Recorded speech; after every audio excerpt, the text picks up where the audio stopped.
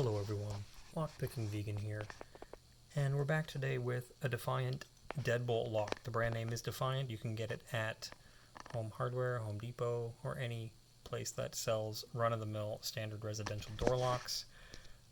I have a small wiper that I'm going to insert for bottom of the keyway tension, and we're doing a gentle touch here.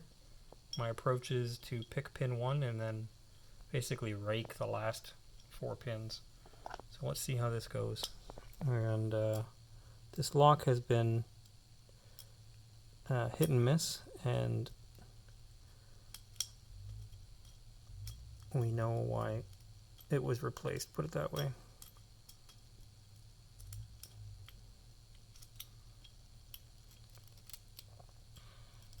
So I'm starting at pin 1.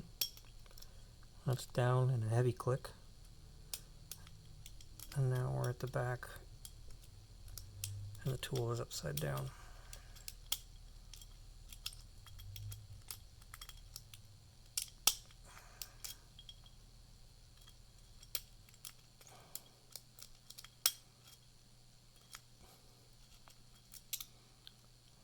I'm resetting and starting again.